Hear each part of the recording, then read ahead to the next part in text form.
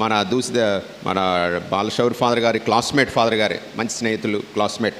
మరి ఫాదర్ గారు విచారణ గురువులుగా పనిచేస్తూ, వివిధ అంతస్తుల్లో పనిచేస్తూ, విశేషించి ఆంధ్ర, తెలంగాణ, తెలుగు శ్రీ సభకు సువార్త సేవకు ఆయువు పొట్టైనటువంటి జ్యోతిర్మయ్ సంస్థకు అక్కడ చక్కనైనటువంటి సేవలు అందించి మన తెలుగు గడ్డపై ప్రతి విచారణలోనూ, ప్రతి మేత్రాసనంలోనూ వారి అనేక అనుభవాలు, అనుభూతులు, మరి యానిమేటర్స్ జీవం పోసేవాళ్ళు, అలాగే ఉపదేశకులు కూడా జీవం పోసేవాళ్ళే. మరి వారికి సంఘ నిర్మాణంలో, శ్రీసభ నిర్మాణంలో ఉపదేశుల యొక్క పాత్ర అనేటువంటి అంశం మీద ప్రసంగించడానికి వారి అనుభవాలను రంగరించి శ్రీసభ బోధన ఏ విధంగా ఉంది అన్నది మనకు గుర్తు చేస్తూ మనల్ని దేవుని మార్గంలో నడిపించడానికి ఫాదర్ గారు సిద్ధంగా ఉన్నారు. ఫాదర్ గారిని స్వాగతిస్తూ ఉన్నాను. Thank you very much father. A hearty welcome.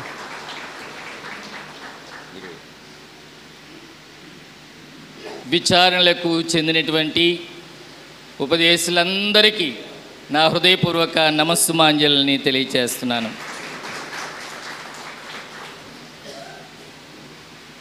చిన్న చారిత్రక నేపథ్యాన్ని ముందుగా, వెనకటి కథను మీ ముందుంచుతున్నాను.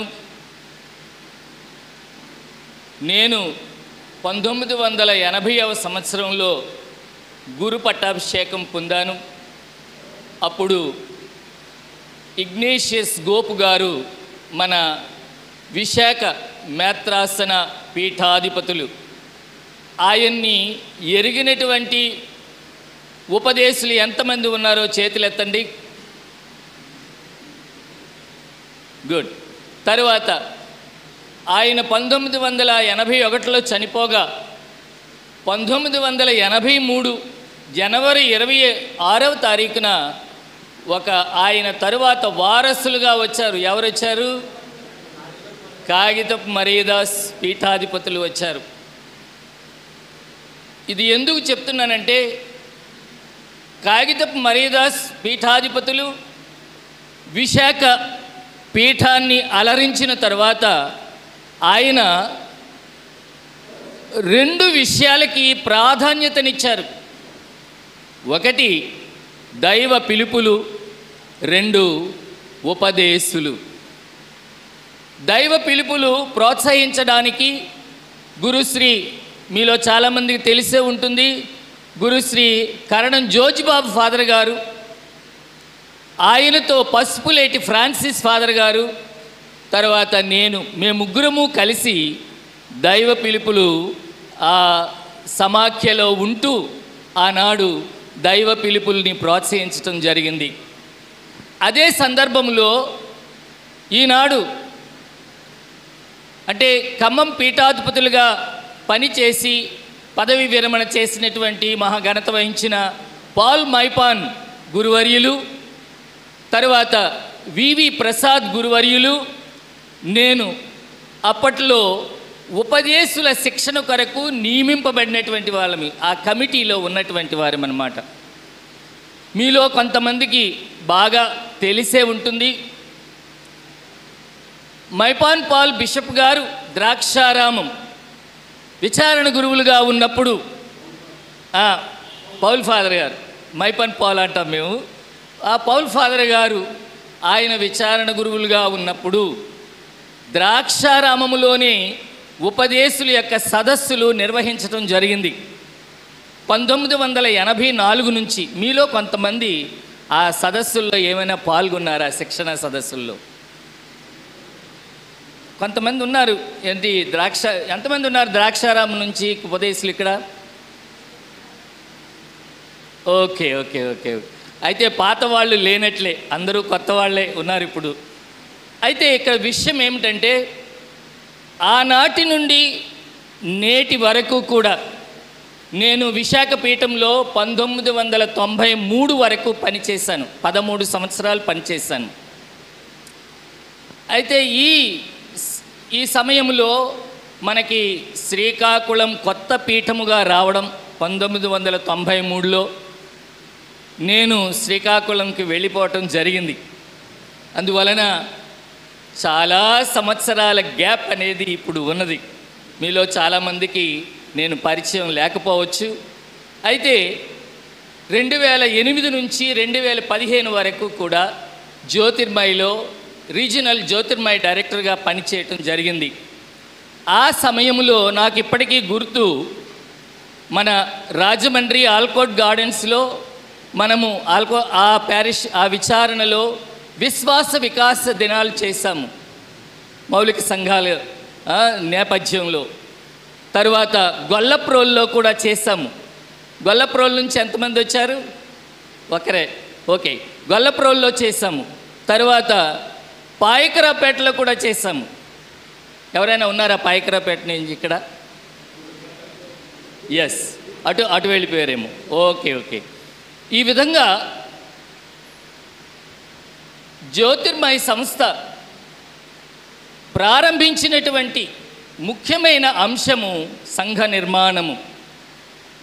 ఈ సంఘ నిర్మాణమును గురించి అనేకమైనటువంటి సదస్సులు నేను సంచాలకులుగా అంటే డైరెక్టర్గా ఉన్నప్పుడు 13 మేత్రాసనాల్లో ఈ యొక్క కార్యక్రమాలు జరిపించడం జరిగింది. 2 అగ్రపీఠాలు అనగా హైదరాబాదు, తర్వాత విశాఖపట్నం. అయితే ఈ సంఘ నిర్మాణ కార్యక్రమాలు మౌలిక సంఘాల ద్వారా సాధ్యమవుతాయి అని మౌలిక సంఘాలని ప్రోత్సహించడం జరిగింది. అయితే మీలో ఎంతమంది ఈ మౌలిక సంఘాలలో జ్యోతిర్మయి కార్యక్రమాల్లో పాలు పంచుకున్నటువంటి వాళ్ళు ఎంతమంది ఉన్నారు? చేతులెత్తండి. వెరీ గుడ్, చాలా సంతోషం. అయితే ఇది కేవలము ఒక ఉపోద్ఘాతం, ముందు మాటగా ఇంతవరకు ఏమి జరిగింది అన్నటువంటి విషయాన్ని ఒకసారి పరిశీలనలోనికి తీసుకువచ్చి, మరి ఎవరెవరు ఏ పనులు చేశారు అన్నటువంటిది, ఏ విధముగా సంఘ నిర్మాణం జరిగింది ఇంతవరకు అన్నటువంటి అంశాన్ని మీ ముందు ఉంచడానికి ప్రయత్నం చేశాను. ఇప్పుడు మీలో 2012 విజయవాడలో ప్రభు యేసు మహోత్సవం జరిగింది. ఎంతమందికి తెలుసు అది? ప్రభు యేసు మహోత్సవానికి ఎంతమంది వచ్చారు? మీరందరూ వచ్చారు, చాలా సంతోషం. ఈ ప్రభు యేసు మహోత్సవం అనేటువంటిది ఆంధ్రప్రదేశ్ శ్రీ సభను ఒక విధంగా చెప్పాలి అంటే అంతవరకు జరిగినటువంటి వేదవ్యాపక కార్యక్రమాలని, వేద బోధ విధానాలని సమీక్షిస్తూ ఇక ముందు నుంచి ఎలా సువార్త ప్రబోధాన్ని మనము చేయాలి, మన యొక్క ఆంధ్రప్రదేశ్ తెలంగాణ అప్పుడు కలిసే ఉన్నాం మనము, ఆంధ్రప్రదేశ్ తెలంగాణ ఆంధ్రప్రదేశ్లో ఏ విధముగా మనము సువార్త బోధ వేద బోధ చేయాలి అన్నటువంటి అంశం మీద 3 రోజుల పాటు ప్రభు యేసు మహోత్సవాల్లో చర్చించడం జరిగింది, సమీక్షించడం జరిగింది. ఇంకా దాన్ని అనుసరించినటువంటి ఒక అధికార పత్రాన్ని కూడా ఆంధ్రప్రదేశ్ పీఠాధిపతుల సమాఖ్య అది విడుదల చేసింది. అందులో నుంచి కొన్ని మంచి మాటలు, ఎవరి గురించి? ఉపదేశుల గురించి ప్రత్యేకంగా కొన్ని మంచి మాటలు ఆ సమావేశంలో చెప్పడం జరిగింది. అవి మీకు చదివి వినిపిస్తాను.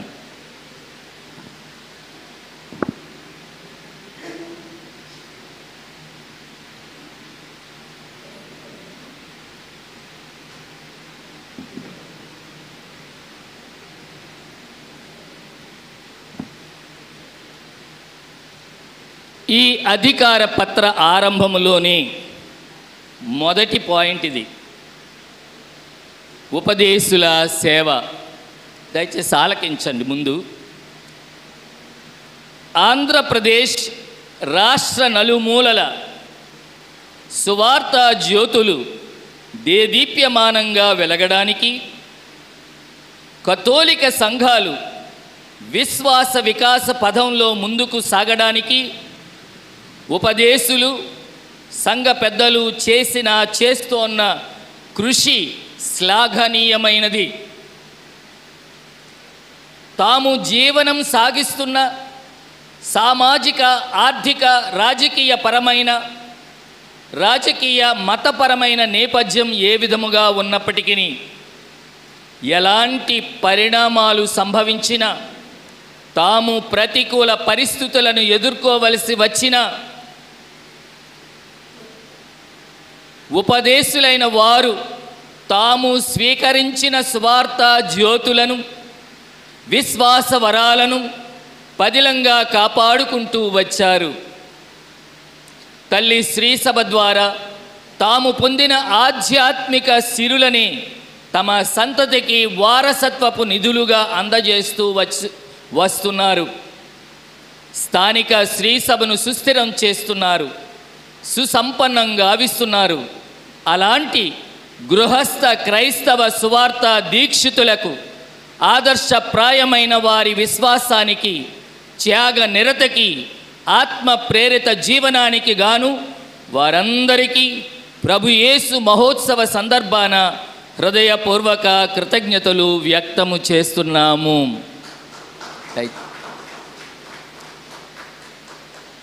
ఉపదేశులు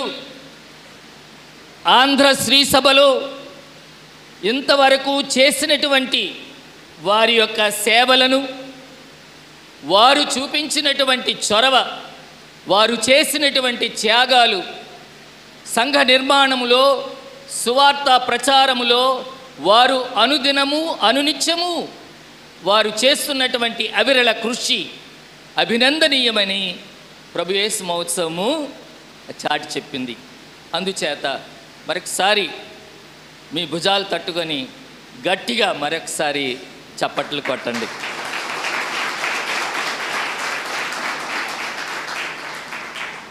ఆంధ్ర శ్రీసభకు, ఆంధ్ర శ్రీసభ యొక్క జవసత్వాలకు, ఆంధ్ర శ్రీసభ ముందుకు వెళ్ళడానికి ఉపదేశులు యువర్ వీల్స్, చక్రాలు లేనిదే బండి నడవదు. అందుచేత ఈ చక్రాల్లో గాలి సరిగ్గా ఉంటేనే బండి ముందుకి నడుస్తుంది. అందుచేతనే నేను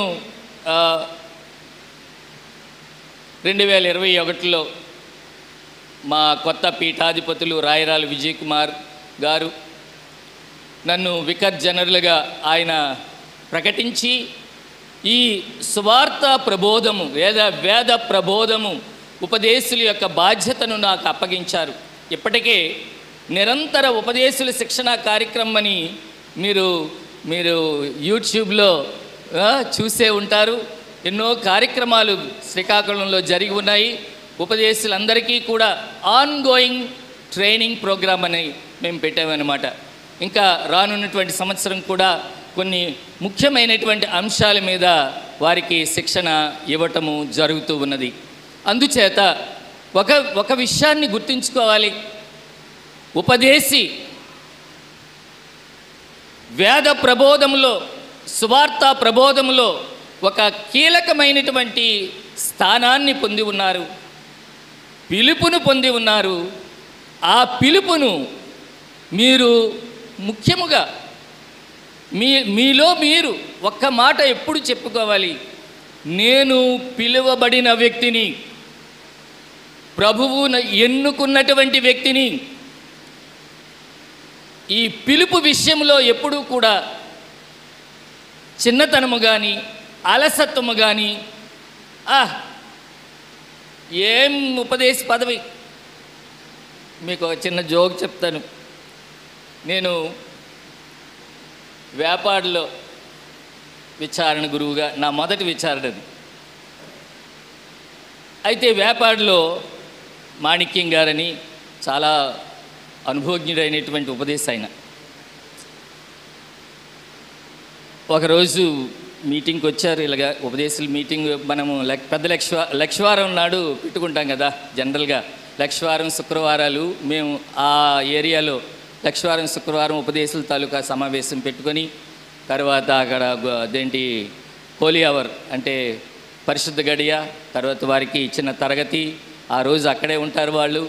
ఉదయమేమో వారికి జీతాలు ఇవ్వడము, ఎంతో కొంత వారికి అభయం ఇవ్వడం జరుగుతూ ఉండేది. అయితే ఒకరోజు ఆయన అన్నాడు, ఫాదర్ గారండి, మా ఉపదేశుల పరిస్థితి ఎలా ఉందంటే ఏనుగెక్కి బిచ్చమెత్తుకున్నట్టు ఉందండి అన్నాడు.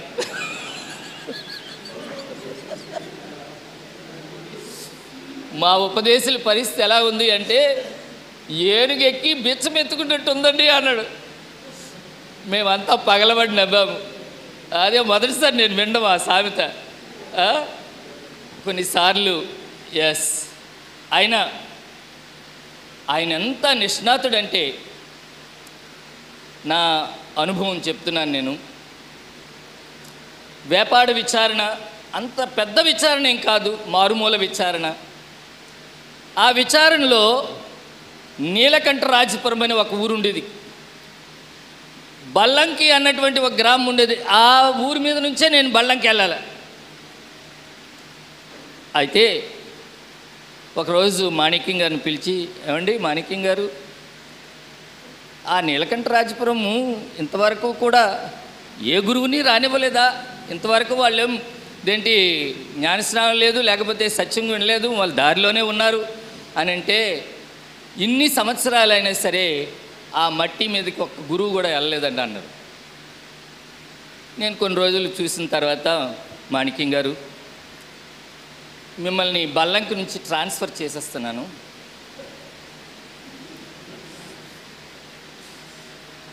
మీరు నాకు ఒక సువార్తికుడుగా, నేను ఎక్కడ చెప్తే అక్కడ, ఏ గ్రామం చెప్తే ఆ గ్రామం వెళ్ళిపోవాలి. చూడండి అదేంటంటే, లేదు నీకున్నటువంటి, ఆయన చాలా మంచి మనిషి, గొప్ప గౌరవంగా ఉంటాడు, గామం చేసుకొని చక్కగా డిగ్నిఫైడ్గా ఉంటాడు ఆ మనిషి. అందువలన ఇక నుండి మీరు మీకు జీతం నేను డబుల్ చేస్తాను, ఆ నీలకంఠరాజపురం మట్టుగా వెళ్ళండి అని చెప్పేవాడిని. బిలీవ్ మీ, సంవత్సరంన్నర తర్వాత నీలకంఠరాజపురంలో 40 కుటుంబాలకి నేను జ్ఞానస్నానం ఇచ్చాను. దేవుని చర్యలు, మనము లీలలు అంటాం కదా. ఇంతవరకు ఇన్ని సంవత్సరాలుగా అసలు ఒక్క గురువుని కూడా ఆ మెట్టు ఎక్కనటువంటి గురువులు ఉన్నారు, చూడడమే తప్ప వెళ్ళలేనటువంటి గురువులు. అటువంటిది దేవుడు అసాధ్యమైనది సుసాధ్యం చేశాడు. ఉపదేశి యొక్క ఘనత, గౌరవము ఎక్కడ ఉన్నది అని మనం ఈరోజు కొంచెం తరిచి చూచినప్పుడు, సంఘ నిర్మాణంలో ముందు ఉపదేశి తాను ఎవరు అన్నటువంటిది తెలుసుకోవాలి. మీ ఐడెంటిటీ ఏంటి అన్నటువంటిది తెలుసుకోవాలి. అది తెలుసుకోలేనప్పుడు మీరు ఏం చేయాలో, ఎక్కడికి వెళ్ళాలో మీకు తెలియదు. అందువలన నేను కొన్ని పరిశుద్ధ గ్రంథం నుంచి కొన్ని వాక్యాలని మీకు వినిపిస్తాను.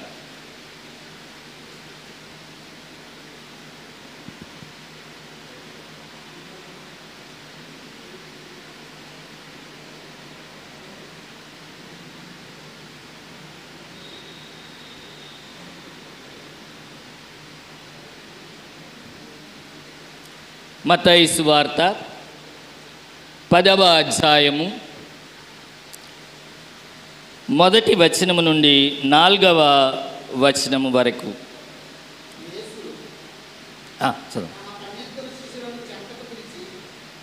దుష్ట ఆత్మలను పారద్రోలుటకు, సకల వ్యాధి బాధలను పోగొట్టుటకు వారికి అధికారమునిచ్చెను. ఆ 12 అపోస్తలుల పేర్లు ఇవి. అందు మొదటివాడు పేతురు అనబడు సీమోను, తదుపరి అతని సోదరుడగు ఆంద్రెయ, జెబెదాయి కుమారుడగు యాకోబు, అతని సోదరుడగు యోహాను, ఫిలిప్పు, బర్తలోమయి, తోమా, సుంకరియగు మత్తయి, అల్పయి కుమారుడగు యాకోబు, తద్దయి, కనానీయుడగు సీమోను, ఆయనను అప్పగించిన యోధా ఇస్కరియోతు. యేసు ఈ 12. ప్రియమైన ఉపదేశులారా, మొట్టమొదట మనం గుర్తించుకోవలసినటువంటిది, సాక్షాత్తు యేసు ప్రభువుని ఏమని పిలిచారు? బోధకుడా అని పిలిచారు. ఏమని పిలిచారు? బోధకుడా. అందువలన యేసువు యొక్క, మన రక్షకుడైన యేసు ప్రభుని యొక్క అపర స్వరూపమే ఉపదేశి, బోధకుడు. యేసు ప్రభుని యొక్క అపర స్వరూపమే బోధకుడు లేక ఉపదేశి. పిలుపు నొందినవాడు. ఈ పిలుపు అనేటువంటిది అందరికీ ఒకటే. పాపుగారు జ్ఞానస్నానం పొందకుండా పాపుగారు అవుతారా? జ్ఞానస్నానములో గురువు చెప్తాడు, చిన్నపిల్లడైనా చెప్తారు ఏమని?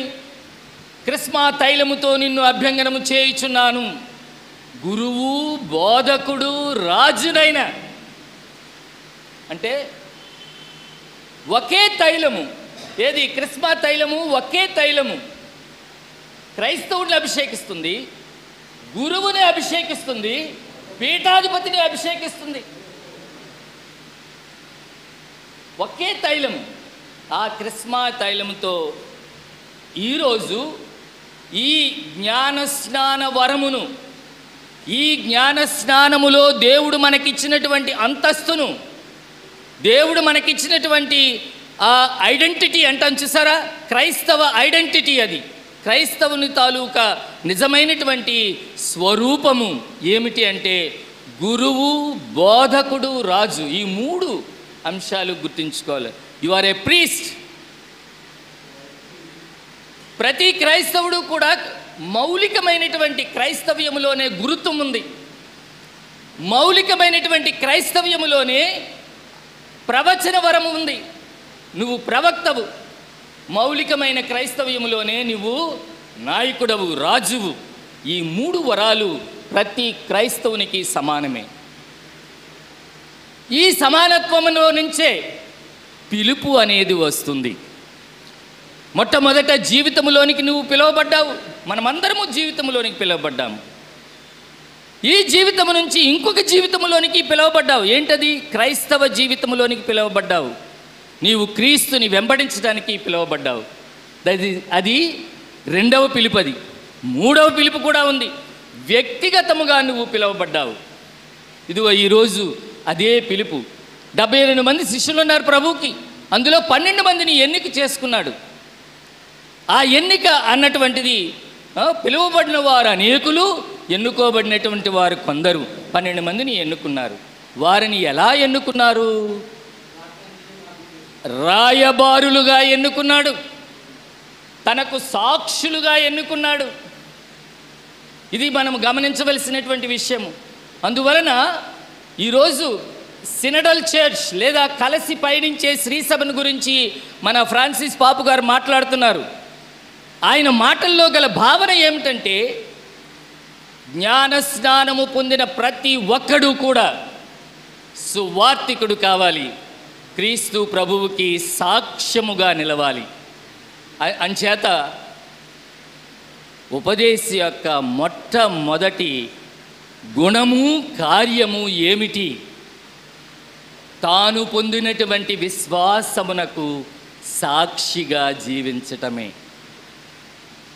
తాను పొందిన విశ్వాసానికి, తాను పొందినటువంటి ఆ క్రీస్తుని యొక్క అనుగ్రహానికి లేదా గ్రేస్ అనుగ్రహానికి తాను మొట్టమొదటి ఎవరు? సాక్షి.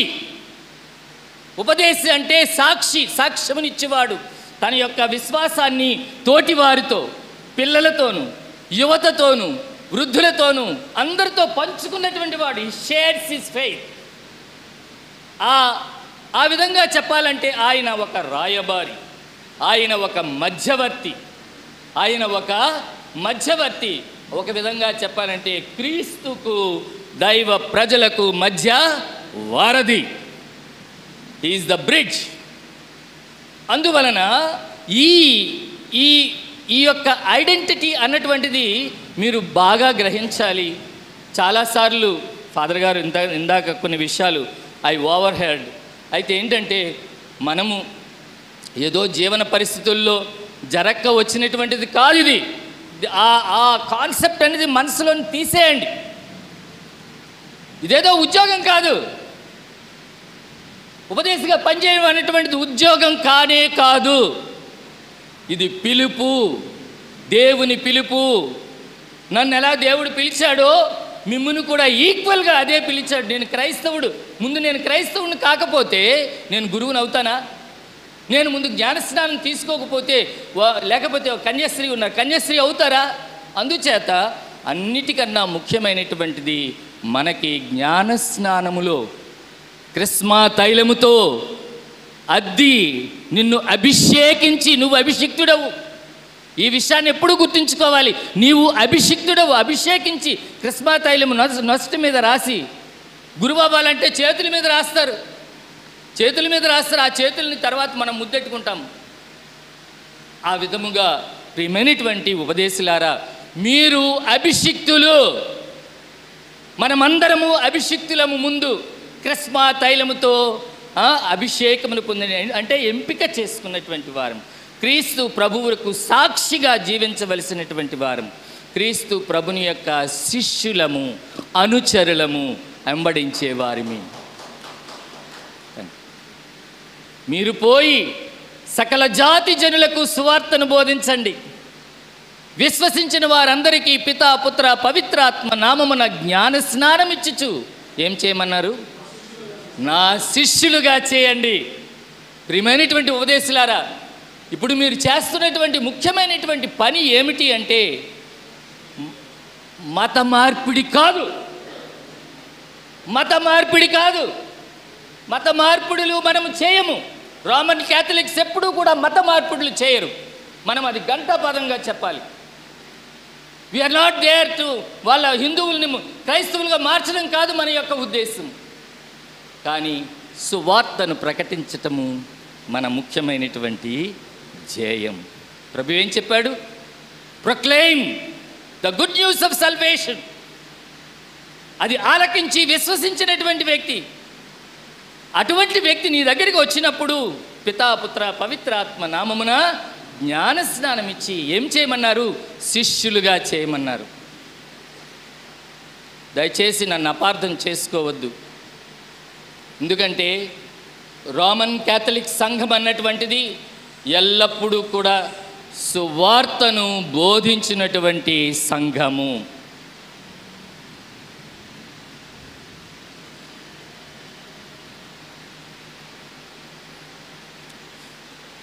పునీత 6వ పాల్ పాపు గారు వేద ప్రబోధం అంటే ఎవెంజలి నున్షియాంది అన్నటువంటి ఈ అధికార పత్రములో ఒక మాట ఆయన చెప్తున్నారు.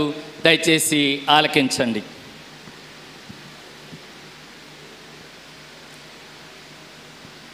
సకల జనులకు 57వ నంబర్ ఇది. మానవులందరూ ముక్తిని పొందాలి, సత్యవేద సర్వస్వం అందరికీ అందాలి అన్నది దైవ సంకల్పం. కనుక సువార్త సందేశాన్ని సకల జనులకు బోధించాలి. సువార్తను అందుకునే హక్కు అందరికీ ఉంది.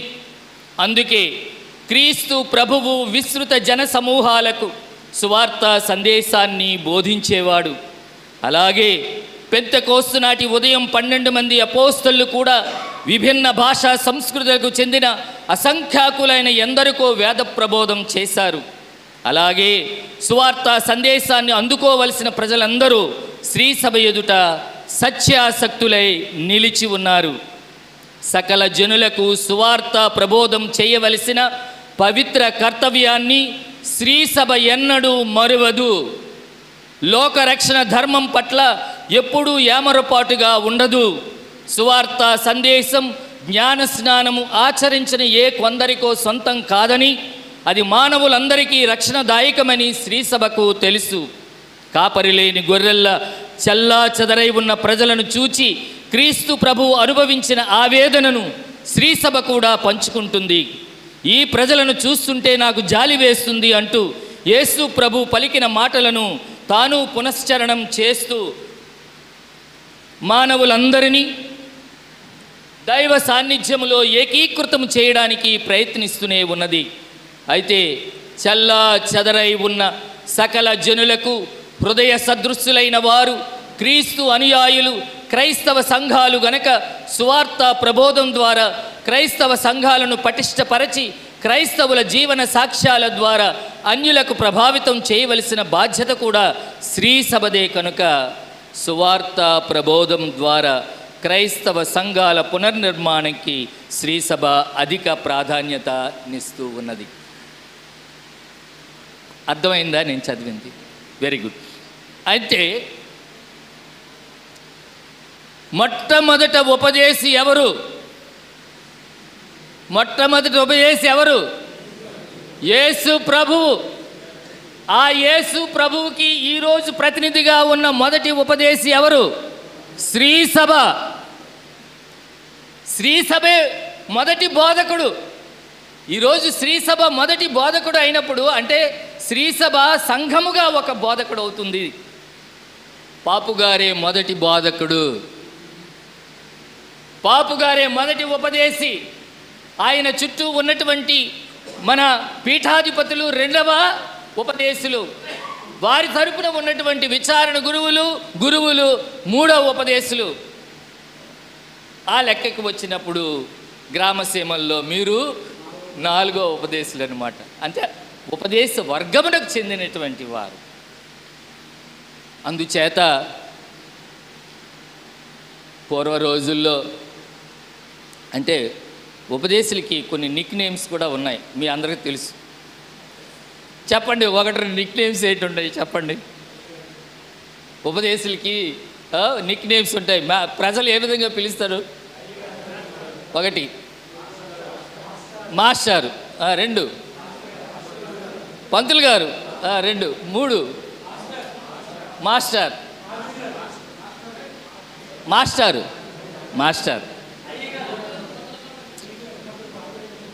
అంటే ఒక మాట మీరు దయచేసి నేను శ్రీకాకుళం జిల్లాకు చెందిన వాడిని. నాది వీరఘట్టం విచారణ, వీరఘట్టంలో పుట్టి పెరిగినటువంటి వాడిని. చిన్నప్పుడు మాస్టర్ గారిని, సారీ ఆ మాట అఫెన్సివ్గా ఉంటుందేమో కానీ కొంచెం చులకనగా లుట్రా మాస్టర్ అనేవాళ్ళు అక్కడ. మరి ఏంటి దాని అర్థం నాకు ఇప్పటికీ తెలీదు. లుట్రా మాస్టర్ అంటే చిన్న మాస్టర్ అని. అంటే కొంచెం ప్రజల్లో అవగాహన లేనందువలన చిన్న చూపు, కొన్నిసార్లు మా మాస్టర్లే అన్నటువంటి భావనలో ఉండి ఉంటారు. కానీ నా ఉద్దేశము ఈ ఉపదేశం యొక్క ఉద్దేశం ఏమిటంటే you have a new dignity. ఉపదేశి అంటే ఏదో చులకన భావంతో పక్కన పెట్టవలసిన మనిషి కాడు. ఒకప్పుడు తపస్సు కాల ప్రారంభము అయినప్పటి నుంచి పీఠాధిపతులే ఉపదేశములు అంటే సత్యోపదేశమును బోధించేవాళ్ళు. క్యాటెక్యూమన్స్ అంటారు. అంటే జ్ఞానస్నానము స్వీకరించబోయే వారికి మరి వారు పాస్కా సందర్భంలో వారికి జ్ఞానస్నానం కూడా ఇవ్వడం జరిగింది. ఆ 40 రోజులు కూడా it is the duty of the bishop. Canon law ప్రకారం అయితే బిషప్ గారు ఈ 40 రోజులు కూడా మేత్రాసనాన్ని దాటి వెళ్ళడానికి లేదు. విచారణ గురువులు కూడా ఈ 40 రోజులు కూడా అంటి పెట్టుకొని ఉండి తన యొక్క ప్రజలకి సత్యోపదేశం చెప్పాలా. ఇది అనాదిగా వస్తున్నటువంటి ఒక సంప్రదాయం. ఇది క్యానన్లో అంటే శ్రీసభ చట్టములో ఉన్నటువంటి ఒక అంశం కూడా ఇది. అందువలన ప్రియమైనటువంటి ఉపదేశులారా, అన్నిటికన్నా ముఖ్యమైనటువంటి ఒక బాధ్యత, ముఖ్యమైనటువంటి సమయము తపస్సు కాలము. సంవత్సరం అంతా కూడా మీరు సత్యోపదేశం బోధించవచ్చు, కానీ ఈ 40 రోజులు కూడా జ్ఞానస్నానము స్వీకరించబోతున్నటువంటి వారికి మీరు ఖచ్చితముగా ఆ 40 రోజులు కూడా వారికి తర్ఫీదునిచ్చి జ్ఞానస్నానానికి సిద్ధము చేయవలసినటువంటి ఒక ప్రత్యేక సమయం అది. మీకు చిన్న ఉదాహరణ చెప్తాను.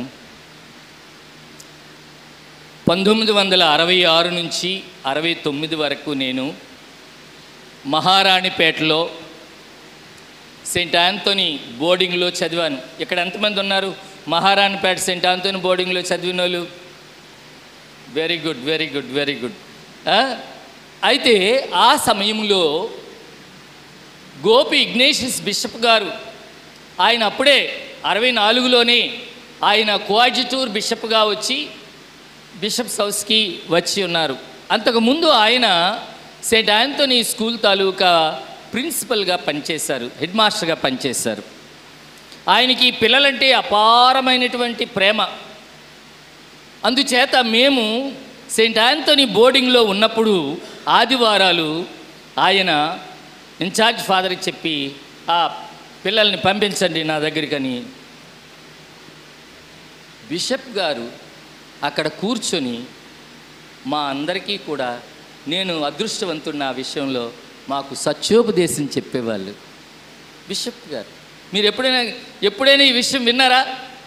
ఇగ్నేషియస్ గోపి బిషప్ గారు ఈరోజు చెప్తున్నాను నేను, ఆయన 3 సంవత్సరాలు మాకు సత్యోపదేశం చెప్పారు ఆయన గది ముందు. ఆ సత్యోపదేశం వలన నేను అనుకుంటున్నాను నాకు కూడా ఈ దైవ పిలుపు అనేది వచ్చి సంప్రాప్తమైనది. ఇంకొక ఉదాహరణ కూడా చెప్తాను. అంటే సత్యోపదేశం లేదా సువార్త ప్రకటన అనేటువంటిది ఎంత ముఖ్యమైనదో చెప్పడానికి ఈ విషయం చెప్తూ ఉన్నాను. మా వీరఘట్టంలో మా చిన్నాన్నగారే స్వయంగా మా ఉపదేశ మాస్టర్ గారు, ఆయన పేరు జోజప్.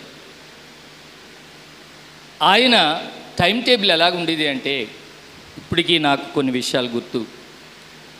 పెందల కంటే సుమారు 5 ఆ ప్రాంతంలో ఆయన లేచేవారు. మా ఊర్లో చిన్న ఏరుండేది.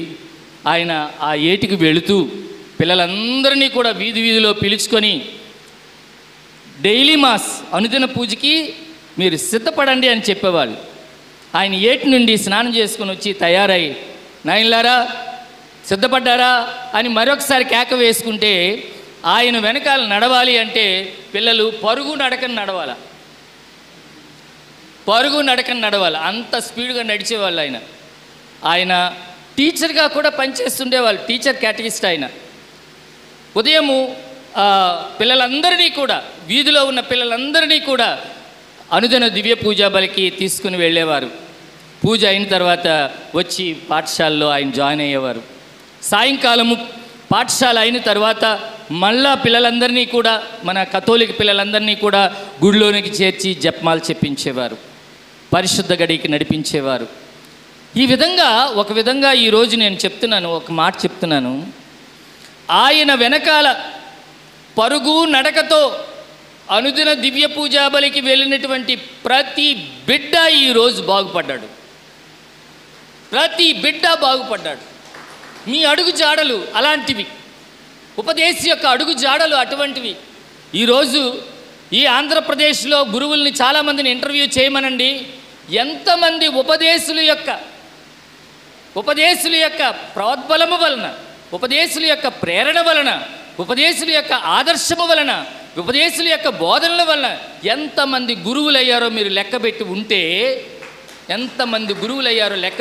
మీరు లెక్క పెట్టలేరు.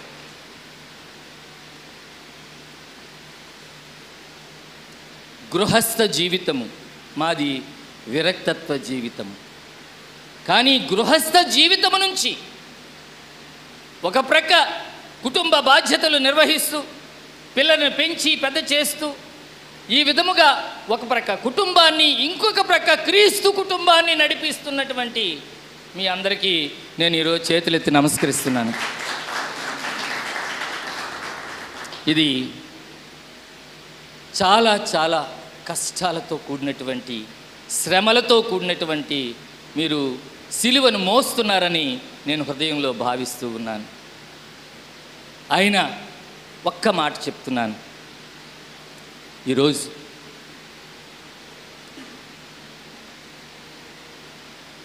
ఈ మాటలో అంతరార్థం ఏమిటి అంటే,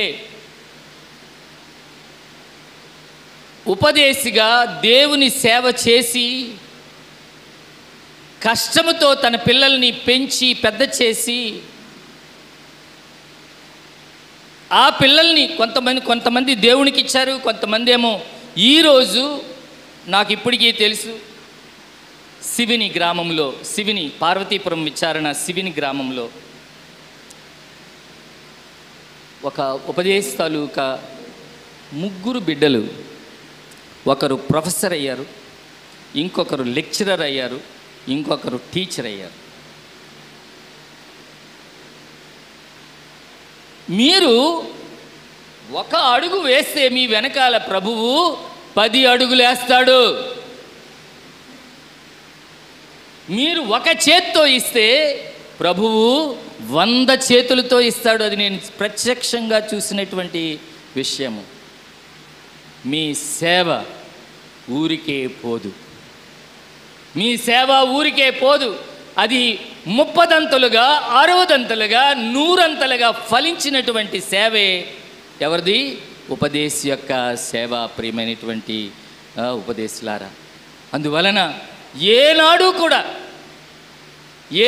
కూడా అధైర్యపడవద్దు, ఏనాడు కూడా నిరాశ చెందవద్దు, ఏనాడు కూడా ప్రభువు మీద భారం వేయండి. ఆయన అంటాడు కదా, భారముచే అలసి సొలసిన సమస్త జనులారా నా దగ్గరికి రండి, నేను మీకు విశ్రాంతినిస్తాను. మీ విశ్వాసమే మీకు రక్ష, మీ విశ్వాసమే మీకు రక్ష. మీరు పొందినటువంటి ఆ విశ్వాస నిధి, అది ఒక నిధి. మన ధనము ఎవరు? నిజం చెప్పాలంటే మన నిధి, మన ఐశ్వర్యము, మన ధనము ఎవరు? సాక్షాత్తు క్రీస్తు ప్రభువే.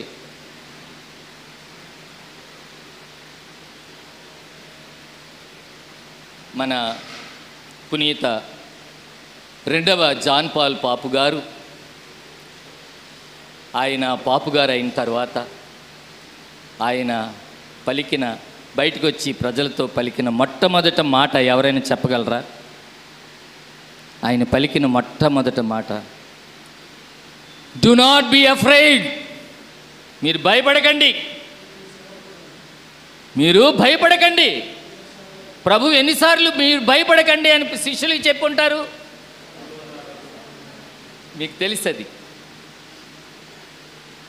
భయాన్ని పారద్రోలేదు, ఒకటే, ఏమిటి? విశ్వాసము. ఉపదేశి ఎవరు అంటే విశ్వాసమునకు సాక్షి. అరికాల నుంచి నడినెత్తి వరకు చూసినా సరే ఉపదేశిలో ఉన్నటువంటి ఒక ప్రత్యక్షమైన ముఖ్యమైనటువంటి గుణగణము ఏమిటి అంటే విశ్వాసము, సాక్షిగా జీవించటము. అందువలన అయితే మళ్ళీ ఎక్కువ సమయం లేదు కాబట్టి నేను ఇంకొక విషయాన్ని మీ ముందు ఉంచుతూ ఉన్నాను.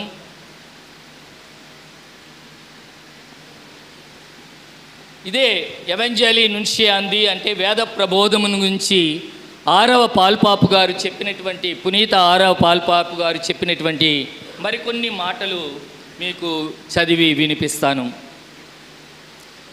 సువార్త ప్రబోధం చేయడానికి ప్రపంచం మధ్యకు పంపబడిన దైవజన సంఘం శ్రీసభ ఈ సత్యాన్ని మననం చేసుకునేటప్పుడు 2 ప్రధాన అంశాలు మన ముందు నిలుస్తాయి. ఒకటి, సువార్త ప్రబోధం కేవలం వ్యక్తిగత ధర్మం కాదు, ఏకాకి వ్యాపకము కాదు. సువార్త ప్రబోధం శ్రీసభ సామూహిక ధర్మం, ఉమ్మడి బాధ్యత. ప్రపంచములోని ఓ మారుమూల ప్రాంతములో ఒక బోధకుడు కానీ, ఉపదేశి కానీ, గురువు కానీ ఓ చిన్న జన సమూహానికి సువార్త ప్రబోధము చేస్తే అది ఒంటరిగా చేసే సువార్త ప్రచారమే అయినా అక్కడ శ్రీసభ ధర్మమే నెరవేరుతుంది. దీని భావం ఏమిటి? మీరు ఎక్కడ నడిచినా, ఎక్కడ సువార్తను బోధించినా మీరు శ్రీసభ ప్రతినిధులు. You are the representatives of the church. You are not just individuals, you are the representatives. మీరు శ్రీ సభ యొక్క ప్రతినిధులు. అదే విషయాన్ని ఈరోజు పాపు గారు చెప్తూ ఉన్నారు. అది ఒంటరిగా చేసే సువార్త ప్రచారమైన అక్కడ శ్రీ సభ ధర్మమే నెరవేరుతుంది. ఆయా దైవ సేవకులు ఒంటరిగా ఆచరింపచేసే దివ్య సంస్కారాలు సైతం శ్రీ సభ తరపునే అమలు జరుగుతాయి. ఎందుకంటే ఆ ఒంటరి దైవ సేవకుడు యేసు ప్రభువు శ్రీ సభకు అప్పగించిన సువార్త ప్రచార ధర్మాన్ని పంచుకుంటూ శ్రీ సభ తరపున పనిచేస్తూ ఉన్నాడు. ఇది మర్చిపోకండి మీరు ఎప్పుడును. ఒకటి, దేవుని నుండి పిలుపును పొందినటువంటి వారు మీరు అభిషిక్తులు. రెండవది, శ్రీ సభ ప్రతినిధులు. మీరు శ్రీ సభ ప్రతినిధులు. మీరు ఎక్కడో ఒంటరిగా పనిచేస్తున్నా సరే, మీరు ఏమి నెరవేరుస్తున్నారు, ఒంటరిగా సువార్త చేస్తున్నా సరే, శ్రీ సభ ధర్మాన్ని మీరు నిర్వర్తిస్తూ ఉన్నారు. శ్రీ సభ యొక్క మౌలిక ధర్మం ఏమిటి? శ్రీ సభ యొక్క మౌలిక ధర్మం ఏమిటి? సువార్త ప్రకటనయే శ్రీ సభ యొక్క మౌలిక ధర్మము. సువార్తను ప్రకటించు వారి పాదములు ఎంతో సుందరమని మీకు తెలియని విషయం కాదు ఇది. అందువలన ప్రతి విశ్వాసికి, ప్రతి దైవ సేవకుడికి శ్రీ సభతో సంస్థాగతమైన సంబంధాలు మాత్రమే కాదు, దృశ్యమానం కాని కృపావరాల సంబంధాలు ఉంటాయి. కనుక ఏ సువార్త బోధకుడు ఇది నా వ్యక్తిగత ధర్మం అని చెప్పుకుంటూ వేద ప్రబోధానికి పూనుకోడు. శ్రీ సభలో బాధ్యత గల సభ్యుడిగా శ్రీ సభ సువార్త ప్రచార ధర్మాన్ని పంచుకుంటూ శ్రీ సభ పేర వేద ప్రచారానికి, ప్రబోధానికి పూనుకుంటాడు. ప్రజలకు క్రీస్తు రక్షణ సందేశాన్ని అందిస్తాడు. ఇది మొదటి విషయం. ఇది రెండవ విషయం ఏమిటంటే, శ్రీ సభలో సభ్యుడుగా శ్రీ సభ తరపున వేద ప్రబోధం చేసే ఈ సువార్త ప్రబోధకుడు తన వేద ప్రచార ధర్మ నిర్వహణలో సర్వస్వతంత్రుడుగా వ్యవహరించడానికి అవకాశము లేదు. ఇది గమనించవలసినటువంటి విషయము. తన వ్యక్తిగత నిర్ణయాల ప్రకారం, ఇష్టాయిష్టాల ప్రకారం వేద ప్రబోధాన్ని కొనసాగించడానికి వీలు లేదు. ఏ మారుమూల ప్రాంతంలో ఉన్నవాడైనా ప్రతి సువార్త బోధకుడు శ్రీసభ లక్ష్యాలకు కట్టుబడి స్థానిక శ్రీసభ నాయకుల మార్గదర్శక సూత్రాలకు అనుగుణముగానే తన వేద ప్రచార కార్యక్రమాలను నిర్వహించాలి. అప్పుడే ప్రభువు శ్రీసభకు అప్పగించిన సువార్త ప్రబోధ ధర్మం సర్వత్రా ఫలప్రదము అవుతుంది. శ్రీసభ యావత్తు సువార్త ప్రబోధక సంఘమేనని చెప్పుకున్నాం. అంటే ప్రపంచములో ఎక్కడ ఏ మారుమూల ప్రాంతములో ఉన్నప్పటికీ ఆయా ప్రాంతాల్లో సువార్త ప్రబోధం చేసే బాధ్యతను శ్రీసభ తన మౌలిక ధర్మంగా స్వీకరిస్తుంది. చిత్తశుద్ధితో వేద ప్రబోధానికి పూనుకుంటుంది. అవును, శ్రీసభ యావత్తు ఒక విశ్వజనీన వేద బోధక కార్యకర్త. అందువలన ఇక్కడ మనం గమనించవలసినటువంటి విషయం ఏమిటంటే, మామూలుగా సింపుల్గా చెప్పాలి అంటే ప్రతి ఉపదేశి ఈ రిప్రజెంట్స్ ద చర్చ్. ప్రతి ఉపదేశి శ్రీసభను తాను శ్రీసభ తరపున తాను పనిచేస్తూ ఉంటాడు. అది ఎప్పుడు మర్చిపోకూడదు. ఏ మారుమూల ప్రాంతంలో మీరు పనిచేసినా సరే, లేకపోతే ఏ మారుమూల గ్రామంలో పనిచేసినా సరే, మీరందరూ కూడా శ్రీసభలో సేవకులు, శ్రీసభ క్రీస్తు సేవకులు. అయితే ఈ విషయంలో ఒక చిన్న నాకు నచ్చినటువంటి ఒక మాట చెప్తున్నాను. ఏంటంటే, ప్రియమైనటువంటి ఉపదేశులారా, మన 16వ బెనడిక్ట్ పాపుగారు, ఆయన పాపుగారు అయిన తర్వాత మొట్టమొదటిసారి ప్రజలను ఉద్దేశించి ఆయన మాట్లాడినప్పుడు మొదటి మాట ఇది: దేవుని ద్రాక్ష తోటలో నేను ఒక పనివాడను. దేవుని ద్రాక్ష తోటలో నేను ఏమన్నారు? ఒక పనివాడను. నా మాతృమూర్తి ఆ మరియ తల్లి యొక్క పుణ్య వేడుదల ద్వారా నా పాపుగారి యొక్క ఈ ధర్మాన్ని నేను నిర్వర్తించగలుగుతాను అని ఆయన చెప్పుకున్నారు. ద్రాక్ష తోటలో పనివారలు. మనమందరము కూడా పీఠాధిపతులే కావచ్చు, గురువులే కావచ్చు, లేకపోతే మఠవాసులే కావచ్చు, కన్యకామణులే కావచ్చు, అందరము కూడా ఆయన ద్రాక్ష తోటలో పనివారలమని గుర్తించుకోవాలి. ఇందులో మనకు ఆదర్శం ఏమిటి అంటే ప్రభువే సాక్షాత్తు ఆయన చెప్పినటువంటి ఎన్నో సామెతలు మనకి విశ్వాసపాత్రుడు వివేకవంతుడైనటువంటి సేవకుడు ఎవరు అన్నటువంటి ప్రశ్నకు సమాధానము ఎవరైతే మెలకువగా ఉండి వేళకు భోజనం పెట్టినటువంటి వాడే, అంటే నిజమైనటువంటి సువార్తను ప్రకటించువాడే నిజమైనటువంటి సేవకుడు. ఇది ముఖ్యముగా ఈనాడు మనము గుర్తించవలసినటువంటి ఒక అంశము. తర్వాత 15 minutes.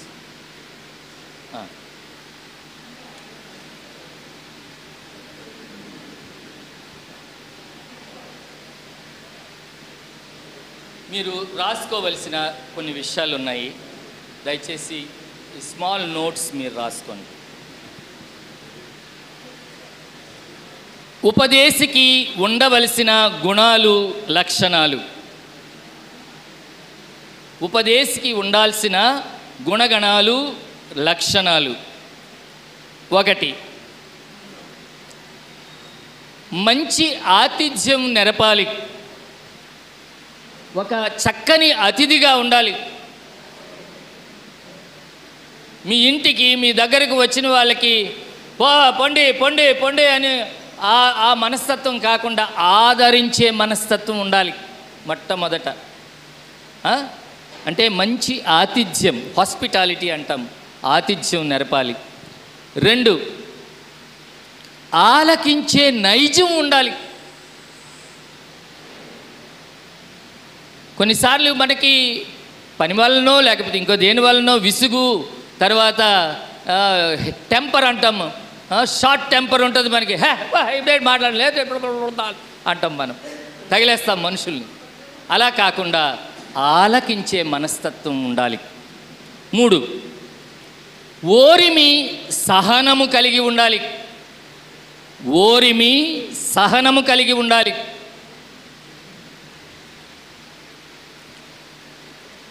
4, విజ్ఞత, జ్ఞానవంతుడై ఉండాలి. 4, జ్ఞానవంతుడై ఉండాలి. జ్ఞానం అంటే ఇక్కడ పరిశుద్ధ గ్రంథ జ్ఞానమును తెలుసుకొని ఉండాలి. పరిశుద్ధ గ్రంథాన్ని క్షుణ్ణంగా చదువుకున్నవాడై ఉండాలి. పరిశుద్ధ గ్రంథ విషయాలు తెలుసుకున్నటువంటి వాడై ఉండాలి. జ్ఞానిగా ఉండాలి. అది 5 పరిపక్వ మనస్తత్వము కలిగి ఉండాలి. పరిపక్వమైన మనస్తత్వం, ఎమ్మచ్యూరిటీ కాదు, మచ్యూరిటీ అంటాం ఇంగ్లీష్లో. పరిపక్వమైన మనస్తత్వము కలిగి ఉండాలి. 6, శ్రద్ధ కలిగి ఉండాలి. ఇంగ్లీష్లో కేర్ అంటారు. శ్రద్ధ కలిగి ఉండాలి. శ్రద్ధ కలిగి ఉండాలి అంటే పరోపకారి అయి ఉండాలి. పరులకు ఉపకారం చేసే మనస్తత్వము ఉపదేశికి ఉండాల్సినటువంటి లక్షణ. ఈ 6 కూడా ఉపదేశంలో ఉండవలసిన, ఉపదేశే కాదు గురువుల్లో కూడా ఇదే లక్షణాలు ఉండాలి. గురువుల్లో ఉండాలి, పీఠాధిపతుల్లో ఉండాలి, నాయకత్వం వహించే ప్రతి ఒక్కరిలో ఈ లక్షణాలు ఖచ్చితంగా ఉండాలి. తర్వాత ఉపదేశం చేయాల్సిన పనులు లేదా కార్యాలు. 6 కార్యాలు ఉన్నాయి. ఇది కూడా ఉపదేశం చేయాల్సిన 6 పనులు లేదా కార్యాలు. 1, తాను నమ్మిన విశ్వాసం గురించి కొంతైనా తెలిసి ఉండాలి. తాను నమ్మిన విశ్వాసం గురించి కొంతైనా తెలిసి ఉండాలి. నాలెడ్జ్, బ్రాకెట్లో ఇంగ్లీష్ వచ్చిన వాళ్ళు నాలెడ్జ్ ఆఫ్ ఫెయిత్ అని రాసుకోండి. Knowledge of faith. నాలెడ్జ్, తాను నమ్మిన విశ్వాసం గురించి కొంతైనా తెలిసి ఉండాలి. 2, దైవార్చన సంవిధానం తెలిసి ఉండాలి. దైవార్చన సంవిధానం అంటే లిటర్జికల్ ఎడ్యుకేషన్ అనేది ఉండాలి. దైవార్చన గురించి తెలిసి ఉండాలి. అంటే ముఖ్యమైనటువంటిది దైవార్చన విధానంలో పూజ, బ్రాకెట్లో రాసుకోండి, పూజ, తర్వాత దేవద్రవ్యానుమానాలు, అవి ఎలా ఇవ్వాలి, ఆ దేవద్రవ్యానుమానాలు ఎలా నేర్పించాలి. జ్ఞానస్నానం అయితేనేమి, వివాహం అయితే, ఇది పెద్ద విషయమే. ఇది దైవార్చన సంవిధానం, లిటర్జికల్ ఎడ్యుకేషన్. 3, నైతిక శిక్షణ తర్ఫీదు ఉండాలి. నైతిక శిక్షణ తర్ఫీదు. ఇప్పుడు ముఖ్యంగా యువతకి ఏది తప్పో ఏది ఒప్పో చెప్పే పరిస్థితి ఉండాలి. ఈ విషయంలో చాలా ఖచ్చితంగా ముక్కుసూటిగా నిర్బంధముగా ఉండాలి. ఎందుకంటే ఈనాడు యువత ఏం చేయాలో తెలియని అయోమయ పరిస్థితుల్లో ఉన్నారు. మంచేదో చెడ్డేదో అది ఉపదేశి చెప్పగలిగి ఉండాలి. దాన్ని ఏమంటామంటే నైతిక శిక్షణ తర్ఫీదు, మోరల్ ఫార్మేషన్, ఇంగ్లీష్లో మోరల్ ఫార్మేషన్ అంటాం. తర్వాత 4, ప్రార్థనా విధానం. వివిధ రకాలైనటువంటి ప్రార్థనలు మనకున్నాయి. దేవుని స్తుతిస్తాము, దేవుని పొగడతాము, తర్వాత దేవునికి వందనం చెల్లిస్తాము, తర్వాత మన విన్నపాలు చేసుకుంటాము. రకరకాలైనటువంటి ప్రార్థనా విధానాలు ఉన్నాయి. అవి ఉపదేశికి తెలిసి ఉండాలి. ఉపదేశ చేసే కార్యక్రమాలు కూడా ప్రార్థనా శిక్షణ, ప్రార్థనా విధానం, ఫార్మేషన్ ఇన్ ప్రేయర్. తర్వాత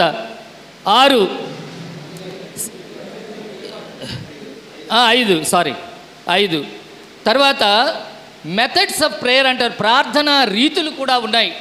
ఒక ప్రార్థన ఎలా చేయాలి? Prayer of praise, prayer of thanksgiving అంటే కృతజ్ఞతా ప్రార్థన మనం ఎలా చేయాలి, విన్నప ప్రార్థన ఎలా చేయాలి. ఈ కొన్నిసార్లు మనం ఏం చేస్తామంటే ఈ విశ్వాసుల ప్రార్థన చెప్పాల్సి వచ్చినప్పుడు అన్నీ అది ఒక సాంబార్ అయిపోద్ది అనమాట. రకరకాల ప్రార్థనలు చేస్తాం అందులోని. అంచేత ఏ ప్రార్థన విధానాల్ని మనం క్షుణ్ణంగా నేర్చుకోవలసినటువంటి అవసరము ఎంతో ఉన్నది. Methods of prayer. 6, సామాజిక స్పృహను కలిగి ఉండాలి. సంఘ జీవన విధానాన్ని మనము నేర్చుకోవలసి ఉన్నది. ఎడ్యుకేషన్ ఫర్ కమ్యూనిటీ లైఫ్ అన్నమాట. కమ్యూనిటీ లైఫ్ అంటే సాంఘిక జీవితము అనేటువంటి సామాజిక జీవితము మనము క్రైస్తవ బిడ్డలముగా ఎలా జీవించాలి అన్నటువంటిది కూడా మనము అలవర్చుకోవలసినటువంటి చేయాల్సినటువంటి కార్యం కూడా. ఈ 6 కార్యాలు కూడా ఉపదేశి చేస్తూ ఉండాలి. అయితే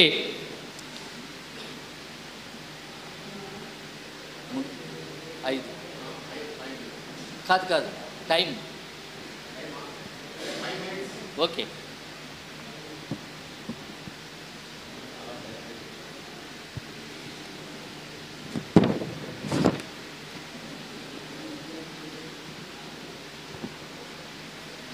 దయచేసి 1 తిమోతి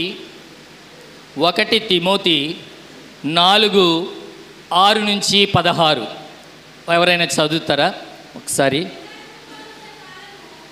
ఉండమ్మా, ఆగు అందరికీ వినపడాలి. ఎవరు చదువుతున్నారు? నేను బలిగా అర్పింపవలసిన కాలము ఆసన్నమైనది, నేను వెడలిపోవు సమయము వచ్చినది. నేను మంచి పోరాటము పోరాడి తిని, నా పరుగు పందెమును ముగించి తిని, విశ్వాసమును నిలుపుకుంటుని. ఇప్పుడు నా కొరకై పందెపు బహుమానము వేచి ఉన్నది, నీతి కిరీటమును నీతిగల న్యాయాధిపతి ప్రభు ఆ రోజు నాకు ప్రసాదించెను. నాకే కాదు, ఆయన దర్శనమునకై ప్రేమతో వేచి ఉన్న వారందరికీ అనుగ్రహించెను.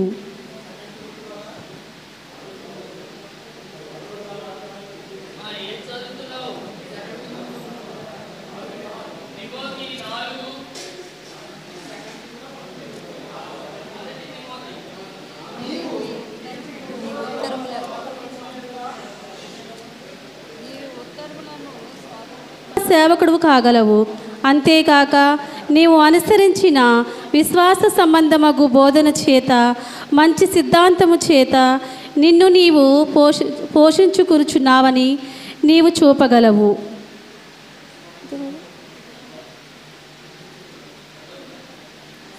ముసలమ్మ చెప్పు అయోగ్యమైన గాథలకు దూరముగా ఉండుము, పవిత్ర జీవితమును అభ్యాసింపుము. గురించి 2 మాటలు. తొలి సంఘాలు అన్నీ కూడా సువార్త ప్రబోధన ద్వారానే ఏర్పడి ఉన్నాయి. అపోస్తులుల యొక్క బోధనలు, అందుకే మనం అంటాం అపోస్టోలిక్ చర్చ్ అంటున్నాం. అంటే పెంతెకోస్తు నుంచి మొదటి 300 సంవత్సరాలు చూసుకుంటే మనము ఆనాడు సువార్త బోధన ద్వారానే సంఘాలు అనేటువంటివి ఏర్పడ్డాయి. మనము సువార్త బోధనలో, పరిశుద్ధ గ్రంథాన్ని పఠించటములో, అదే పునీత పౌలుడు తిమోతికి చెప్తూ ఉన్నారనమాట. తన యొక్క ఆత్మీయమైనటువంటి కొడుకు కాబట్టి అన్ని బుద్ధులు కూడా ఇప్పుడు చెప్పినటువంటి విషయాల్లో ఉన్నాయి. పరిశుద్ధ గ్రంథాన్ని నువ్వు బాగా పఠించాలి, నీ బోధనల్లో నువ్వు ఎల్లప్పుడూ కూడా నిలకడగా నిష్ఠగా ఉండాలి. ఇంకా చాలా చక్కనైనటువంటి విషయాల్ని ఆయన ఈ వాక్యాల్లో ఆయన తెలియచేశారు. అదే విధముగా ప్రియమైనటువంటి ఉపదేశులారా, అన్నిటిలో కూడా ముఖ్యమైనది ఈరోజు మీ నుంచి నేను ఒక్క విషయాన్ని కోరుతున్నాను. ప్రతిరోజు కూడా బైబిల్ తెరిచి దేవుని వాక్యాన్ని పఠించకుండా మీరు నిద్రపోకూడదు. ప్రతిరోజు కూడా బైబిల్ తెరిచి అందులో ఏదో మీకు నచ్చినటువంటి ఒక పుస్తకము లేకపోతే వాక్యము మీరు తీసుకొని ఆ వాక్యమును ధ్యానిస్తూ ఆ వాక్యానుసారం జీవించడానికి, ఆ వాక్యాన్ని ప్రజలకు కూడా అందించడానికి మీరు ప్రయాసపడితే ఆటోమేటిక్గా, అనగా సంఘ నిర్మాణం అన్నటువంటిది మీరు బోధించినటువంటి బోధనల వలన, మీరు బోధించినటువంటి వాక్యము వలన, మీరు చెప్పినటువంటి సత్యోపదేశము వలన, మీరు ప్రకటించినటువంటి సువార్త వలన సంఘాలు అనేటువంటివి అభివృద్ధి చెందుతాయి. సంఘాన్ని నిర్మించేది ఎల్లప్పుడూ దేవుని వాక్యమే. అందువలన మన 119వ కీర్తన 105వ వాక్యం చెప్పినట్లుగా, నీ వాక్యము పాదములకు దీపము, నా త్రోవకి వెలుగు. అందుచేత పరిశుద్ధ గ్రంథ పరిజ్ఞానాన్ని పెంపొందించుకోవడం అన్నటువంటిది చాలా చాలా ముఖ్యమైనది. సంఘ నిర్మాణమును మనం చేయాలి అంటే వాక్యమును మనము చక్కగా నేర్చుకోవలసి ఉన్నది, పఠించవలసి ఉన్నది, ధ్యానించవలసి ఉన్నది. వాక్యము ద్వారానే సంఘాలు నిర్మితమవుతాయి. Thank you so much.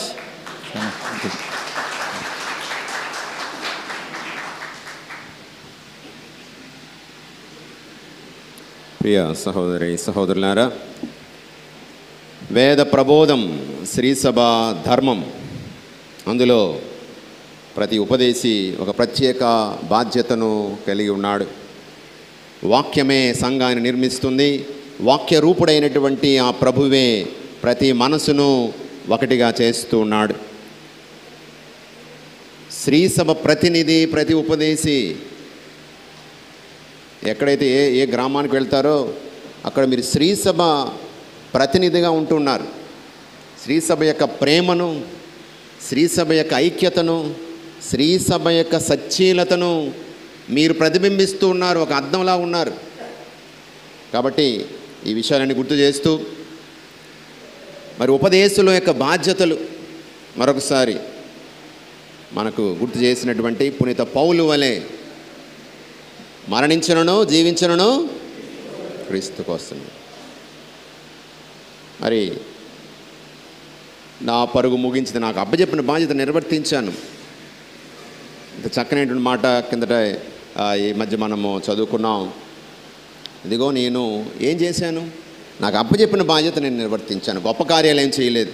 గురువులకు అప్పచెప్పిన బాధ్యత గురువులు చేయాలి, మఠవాసులకు అప్పచెప్పిన బాధ్యత ఉపదేశులకు అప్పచెప్పిన బాధ్యత ఉపదేశులు. మనస్ఫూర్తిగా ప్రభు సేవలో కొనసాగుతున్నాం. మరి చక్కనటువంటి అంశాలను మనకు అందించినటువంటి శ్రీకాకుళం వికార్ జనరల్ మా ప్రియతమ గురువు, మాకు విచారణ గురువు కూడా, సహాయ విచారణ గురువు బిషప్ ఎన్ఐ గారితో, ఎన్ఐ గారు మాకు హెడ్ మాస్టర్, తర్వాత మా విచారణ గురువు పెద్దబుడ్డేపల్లిలో అప్పుడు ఫాదర్ గారు అసిస్టెంట్ ఫాదర్గా పనిచేస్తున్నారు. The same fire continuous. 45 సంవత్సరాల గురువు, 45 సంవత్సరాల గురువు. మరి ఇంత సుదీర్ఘమైన ప్రభువు సేవలో ఫాదర్ గారు దొరకున ఇటువంటి సేవ అని వారి గురుత్వ రజత జూబిలీ రోజున దొరకున ఇటువంటి సేవ అని టైటిల్, అదే ఆ రోజు క్యాప్షన్ నాకు ఇంకా గుర్తు. మరి ఫాదర్ గారు మన బిడ్డ ప్రస్తుతం శ్రీకాకుళంలో వారి వేళ్ళు విశాఖ గడ్డలో ఉన్న అక్కడ ఫలాలు పుష్పాలు అక్కడ శ్రీకాకుళంలో మరి ఫాదర్ గారిని మన అభిమానాన్ని మన యొక్క ప్రేమను చూపిస్తూ చిరు సన్మానాన్ని స్వీకరించవలసిగా కోరుతున్నాము. రాజమండ్రి గోదావరి తొర్రేడు వారు కేటగిస్టుల ముందుకు వచ్చి ఫాదర్ గారిని సన్మానిస్తారు.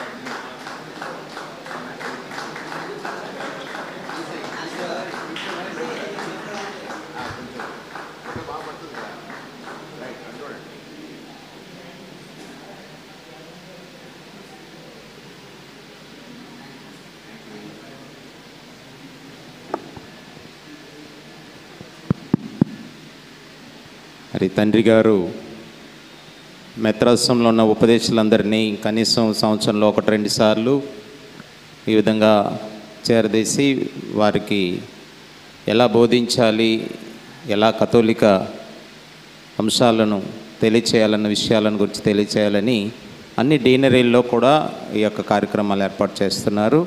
మరి మన మేత్రాసనంలోనే మన డీన్ ఫాదర్ గారు, మరి గురుశ్రీ మరిదాస్ ఫాదర్ గారు, రాజ్ కుమార్ ఫాదర్, మనోజ్ ఫాదర్ గారు దీనికి కమిటీగా ఏర్పాటు చేసి ఈ కార్యక్రమాలు ఏర్పాటు చేస్తున్నారు. అయితే తండ్రి గారు ఇచ్చిన సందేశం 3 మాటలనే వారికి నా మాటగా చెప్పండి అని తండ్రి గారు చెప్పారు.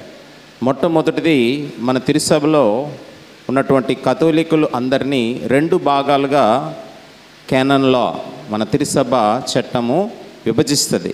2 భాగాలు, ఒకటి క్లర్జీ అంటాం, ఇంకొకటి లైటీ అంటాం.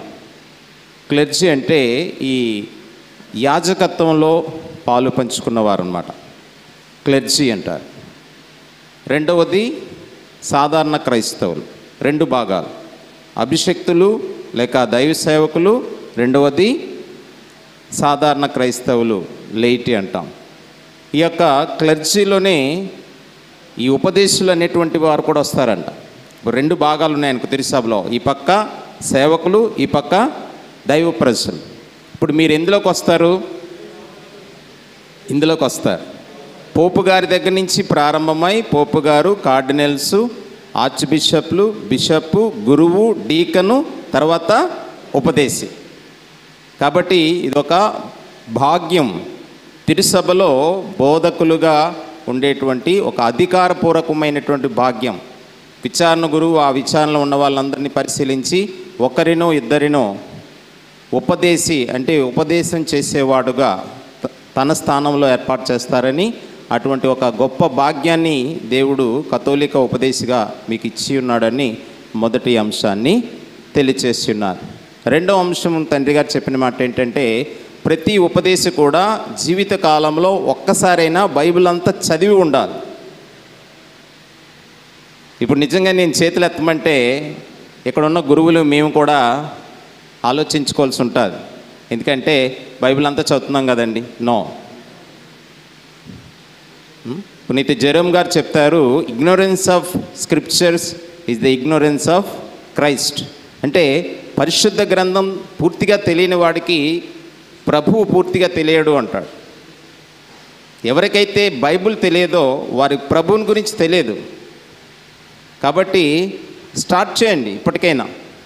ఆదికాండం నుంచి మొదలు పెడితే కనీసం 2024లోనైనా మనం బైబిల్ ముగించగలిగితే, ఎక్కడైనా ఎవరైనా ప్రసంగం చెప్పినట్టు ఈ వాక్యం నాకు తెలియదే, ఈ కథ నేను వినలేదే, ఈ సంగతి కొత్తగా ఉందే అనిపిస్తుందేమో. అలా అనిపిస్తుందంటే నువ్వు నేను బోధకుడిగా ఉండడానికి అర్హులము కాము.